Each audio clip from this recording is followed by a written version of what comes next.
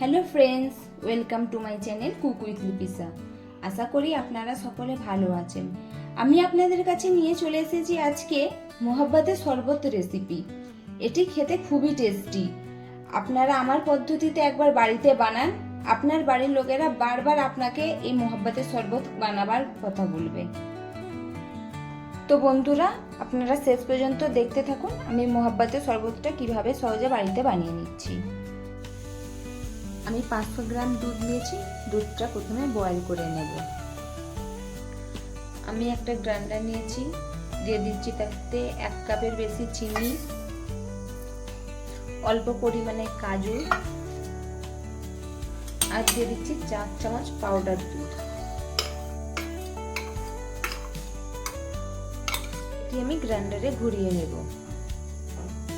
আমি গ্রাইন্ডারে ঘুরিয়ে একটা পাউডার তৈরি করে নিয়েছি। এটা পরে কাজে লাগবে, আমি আপনাদেরকে দেখাচ্ছি।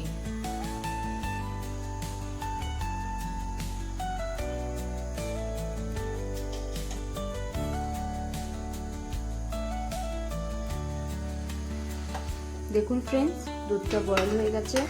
আমি দুধটাকে এইভাবে চামচের মাধ্যমে নাড়িয়ে নিচ্ছি, নিয়ে এটা আরো 2 থেকে 3 মিনিট বয়েল হতে দেব। 2 থেকে 3 মিনিট এটা ভালোভাবে বয়েল হয়ে গেছে। এবার আমি যে পাউডারটা করেছিলাম এটা আস্তে আস্তে অ্যাড করে দেবো। দুধটাতে দিয়ে 1 চামচ করে দেব আর নাড়িয়ে নেব।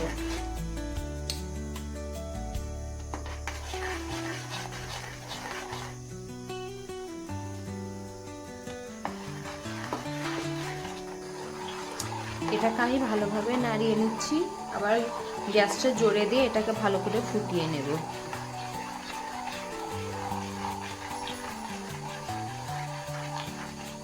দেখুন ফ্রেন্ডস, দুধটা আগের থেকে কত ঘন লাগছে ওটা দেওয়ার পর। ওটা দিয়ে আরো আমি 5 মিনিট ফোটাবো পাউডারটা দিয়ে, যাতে পাউডারে যে কাজু আর পাউডার দুধের যে কাঁচা গন্ধটা ওটা ভালোভাবে চলে যায়।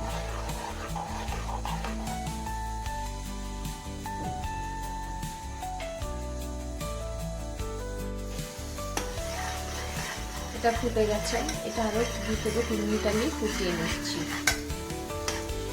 যখন ফোটাবেন এইভাবে নাড়িয়ে যাবে, নাহলে নিচে ধরে নেবে।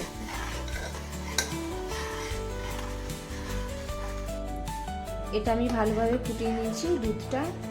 দুধটা আমি ঠান্ডা হতে দেব, দিয়ে আপনাদের দেখাচ্ছি। দুধটা ঠান্ডা হয়ে গেছে। এবার এতে আমি অ্যাড করে দিচ্ছি সাবুদানা।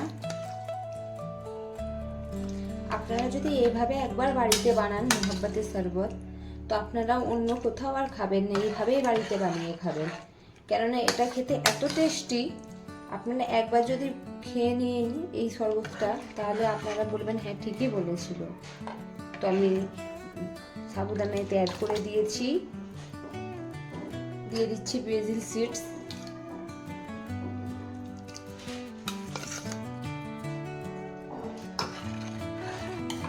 দেখুন ফ্রেন্ডস, এটি কত ঘন লাগছে। আপনাদের একটা কথা বলে দিই, আমি এতে আইস অ্যাড করব না, বরফ অ্যাড করব না। এই কারণেই, আমি যদি দুধের মধ্যে বরফ দিই, বরফটা গলে যাবে, গলে গেলে দুধটা পাতলা হয়ে যাবে। তো আমি এটা ডাইরেক্ট ফ্রিজে রেখে দেব। আপনারাও চেষ্টা করবেন এটা ডাইরেক্ট ফ্রিজে রাখার। বরফ যদি দেন তাহলে এটা গলে যাবে। ফ্রিজে রেখে ঠান্ডা করে খাবেন, অনেক টেস্টি লাগবে। আর দিচ্ছি আমি এতে রবজা। গরম দুধে রবজা দিইনি এই কারণেই, দুধটাই যদি আমি গরম দুধটাই যদি রবজা দিই তাহলে কালারটা ভালো আসবে না। এই জন্য আমি দুধটা ঠান্ডা করে তার উপরে রবজা দিচ্ছি। এটা দেখতেও সুন্দর লাগবে, খেতেও আরো সুন্দর লাগবে। আমি 3 চামচ রবজা দিয়ে দিয়েছি এতে, দিয়ে এটা আমি ভালো করে নেড়ে নিচ্ছি।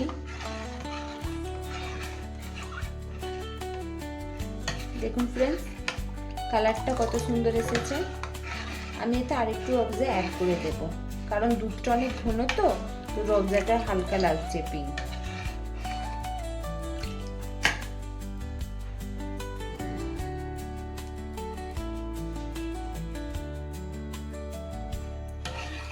আমি ভালো করে এটা অ্যাড করে নাড়িয়ে নিচ্ছি। আর এতে আমি এখন তরমুজ অ্যাড করব না, কারণ তরমুজ থেকেও জল ছাড়ে। তো আমি যখন মোহাব্বতের শরবতটা সার্ভ করব, লোককে পরিবেশন করব তখনই আমি অ্যাড করব। আপনারা এভাবেই অ্যাড করবেন, কারণ তরমুজের সাথে ক্রাঞ্চিও থাকবে, খেতেও ভালো লাগবে। এটা হয়ে গেছে, এটা আমি ফ্রিজে 5 থেকে 6 ঘন্টা রেখে দিচ্ছি। 6 ঘন্টা হয়ে গেছে, আমি ফ্রিজ থেকে মহব্বতের শরবতটা বার করে নিয়েছি। এটা আমি এখনও তরমুজ অ্যাড করি না, কেননা আমি আপনাদের বলেছিলাম তরমুজটা আমি অ্যাড করে নিয়ে তারপরে পরিবেশন করব। এবার আমি তরমুজটা সব অ্যাড করে দিচ্ছি। আমি তরমুজটাকে ছোট ছোট করে কেটে নিয়েছিলাম, তরমুজ অ্যাড করে দিয়েছি। তাই আমি এটাকে ভালো করে মিক্স করে নিচ্ছি। আমি ভালো করে মিক্স করে নিয়েছি তরমুজটা দুধের সাথে। এবারে একটা গ্লাসে তুলে আমি আপনাদেরকে দেখাচ্ছি।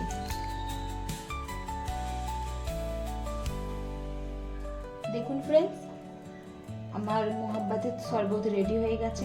এটি খেতে খুবই টেস্টি। আপনারা দেখতে পাচ্ছেন এটি একদম পাতলা নয়, একদম ঘন, খুব সুন্দর হয়েছে। আপনারাও বাড়িতে এইভাবে বানান, আপনাদের খেতে খুবই সুন্দর লাগবে, আমি গ্যারান্টির সাথে বলছি আপনাদেরকে। একবার আমার পদ্ধতিতে আপনারা বানিয়ে বাড়িতে প্লিজ দেখবেন, আর কমেন্টে আমাকে জানাবেন বাড়িতে বানিয়ে যে খেতে কেমন লাগলো আপনাদের। আরও নতুন নতুন রেসিপি দেখার জন্য আমার চ্যানেলটিকে ফলো, লাইক, কমেন্ট করুন। আর ইউটিউব থেকে দেখলে প্লিজ আমাকে সাবস্ক্রাইব করুন। Thank you.